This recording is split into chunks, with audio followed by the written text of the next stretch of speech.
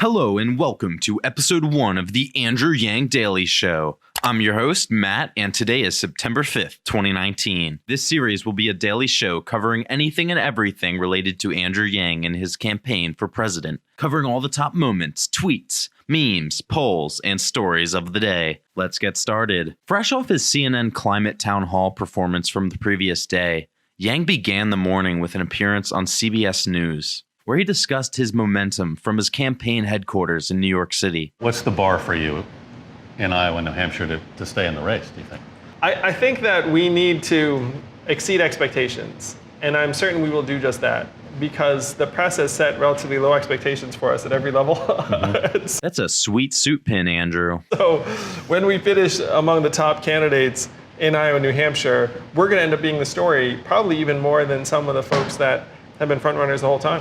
Can you imagine the headlines nationwide? Andrew Yang finishes second in Iowa, or Andrew Yang finishes first in New Hampshire. Obviously, you imagined it. Yeah, I just said it. So Yang ruled out any speculation of a third-party run. Would you consider a third-party candidacy? My job is to help get Donald Trump out of office, and I would do nothing that would increase the odds of him sticking around. And I think a third-party candidacy would do just that. If you don't prevail, is it enough that you brought the idea of a freedom dividend into the conversation? Well, I'm a problem solver, and so drawing attention to a problem is helpful, but solving the problem is much, much more helpful. So I'm going to be happy when we pass the freedom dividend and get this done. I will not be thrilled if it's like, oh, people are talking about it. I mean, talk is cheap. We got to take action. And then here we have, I could run at least a semi-serious campaign, so that's an upgrade from longer to long shot. And then here he's a candidate with no I noticed that. What do you think of Yang Mentum? I love it. You know, it's very catchy. We should make Yang Mentum a thing. We certainly made Yang Gang a thing. Yang was asked about his thoughts going into the third debate and whether he believes in the American dream. Yang also addressed a report from a conservative think tank that said his math for the freedom dividend doesn't add up. Lastly, Yang was asked about why his proposal, the freedom dividend, and not Bernie Sanders' federal job guarantee, is the answer. The DailyWire's Ryan Saavedra released an article today suggesting that during the CNN climate town hall, Andrew Yang said he supports banning air travel. Even Ben Shapiro, a friend of Yang's, claimed today on the Ben Shapiro show that Yang wants to ban air travel. She called for a ban on plastic straws as well because she's a delight. Andrew Yang, competing with her, he said we should eliminate commercial air travel. Like, this is a hell of a pitch, guys.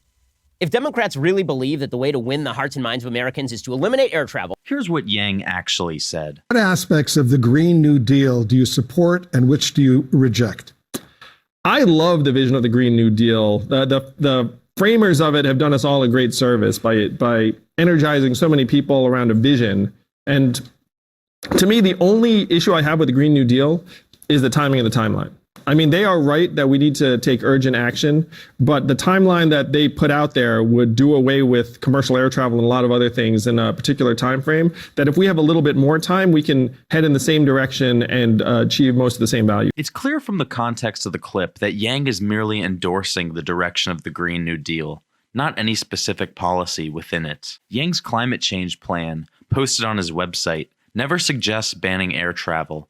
Instead, he proposes a plan to reduce aircraft carbon emissions over a period of 15 years through investment in new technologies. Saavedra goes on to say that Yang, quote, refused to answer, end quote, a question asking if he would force people to drive electric cars, and Saavedra also claimed that Yang would forcefully confiscate electric vehicles. Once again, this is not true. Will we have to drive electric cars? Well, there will still be some legacy gas guzzlers on the road for quite some time, because this is not a country where you're going to take someone's, clunker away from them, but you are going to offer to buy the clunker back and help them upgrade.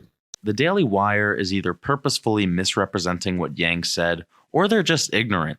An optional buyback is not forced confiscation of gas-powered vehicles. In other news, Joe Biden was on The Late Show with Stephen Colbert last night, and at one point he seemed to sound a lot like one of his opponents in the race.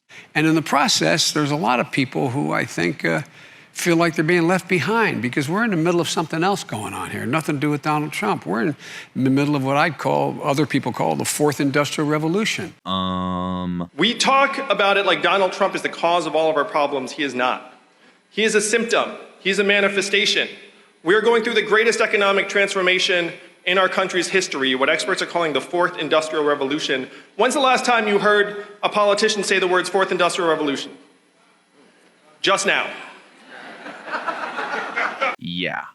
Is there going to be middle class where, Moore's Law, the IT, the way we're walking, artificial intelligence? Look what's happened with all the retail jobs that got lost because of Amazon. Now people go to Amazon, and so all across the country, a couple 100,000 people lost their jobs. And people are worried. Truck drivers I talked to are saying, well, they're going to automate trucking. I know, and I'm not going to have a job. I'm 52 years old. I'm making $80,000 a year, busting my neck. And so what's the answer to that? The answer is we got to talk to them and tell them there's ways to do this. The way we can do this is, first of all, acknowledge. My dad also had an expression for real. He said, Joey, I don't expect the government to solve my problem, but I expect these to understand my problem. So you go out and you say, look, these changes we can mold like we've done every other major technological revolution. I guess welcome aboard the Yang Gang, Joe.